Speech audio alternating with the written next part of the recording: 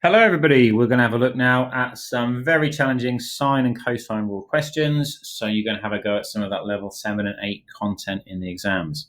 So let's look at the first one. The angle of elevation to the top of a mountain are measured from two beacons A and B at C. The measurements are shown on the diagram. If the beacons are 1,473 meters apart, how high is the mountain? So, first of all, by angle of elevation, they mean the angle up from a gaze that is horizontal. So we're talking about these angles here in the picture. However, let's start off by drawing out that picture again a little bit bigger, and let's see if we can figure out any more information that could help us. So we can put in some of the work we already know about. So let's pop in some stuff. So we know this is 29.7. We know this is 41.2. We know that we have 1473 meters. Okay, between these two values. We are looking to find the height of the mountain. So let's call it H. That's our target. So what else can we figure out? Well, we can certainly say that is a right angle there. And so we can fill in this angle because we know that triangle adds up to 180.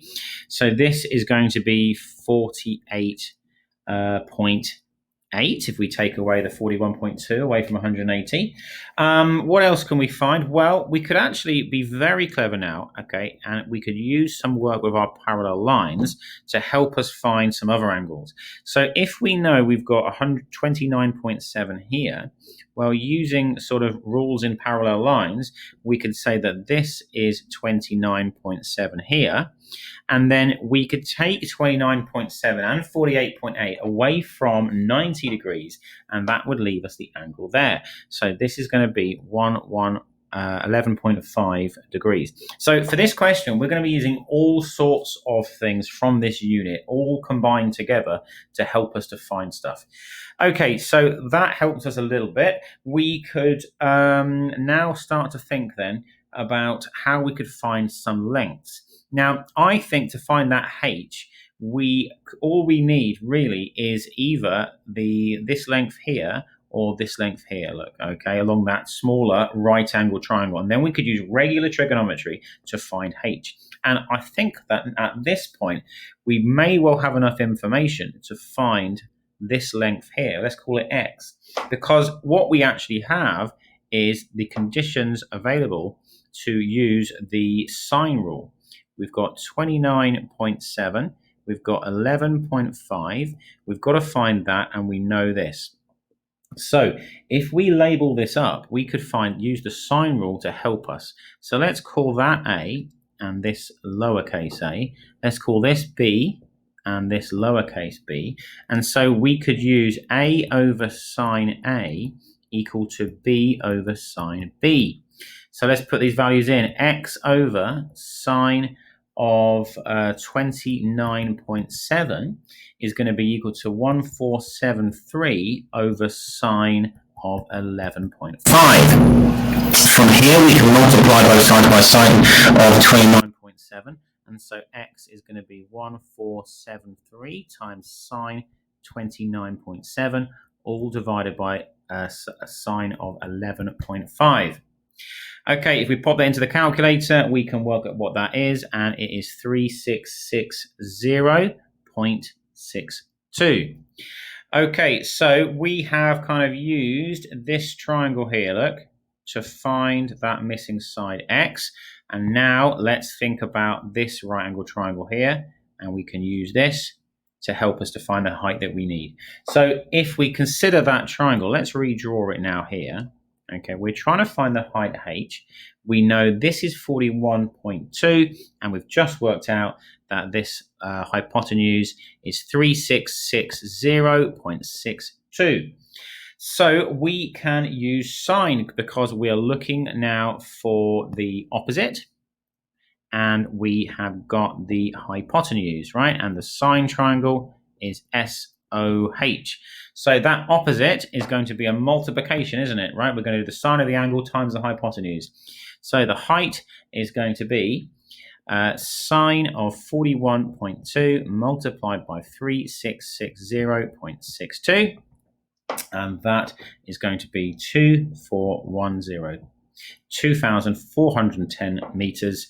That is rounded to 3 significant figures. And there's our answer. Okay, let's move on to the next example. Final example. This one looks very tough. So let's have a little think about this.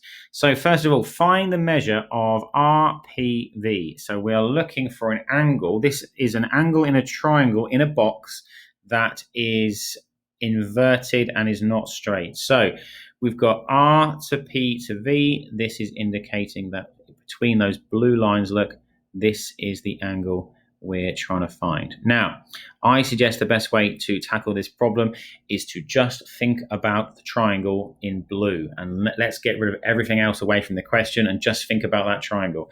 So that blue triangle, if we flattened it and laid it down, it would look something like this, PRV. And we are looking for this angle here.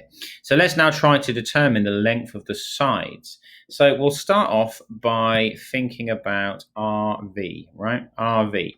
So RV is this red line here. Well, I could find RV by using Pythagoras. That is going to be the square root of 5 squared plus 3 squared. Okay, and that will come out. Let's just leave it as a square root for now. Square root 34. Let's now, after that, think about P to V. So P to V, I'm going over it now in black. Well, PV is going to be the square root of 6 squared plus 3 squared. So that is going to be the square root of 45. And then finally, let's look at P to R. So I'm shading that in green right now. P to R. Well, that is all the way across the top. That is going to be the square root of 6 squared plus 5 squared square rooted, which is the square root of 61. Okay, so we have the information we need. Let's pop that into our diagram. So we have that R to V is the root of 34. We have that P to V is the square root of 45.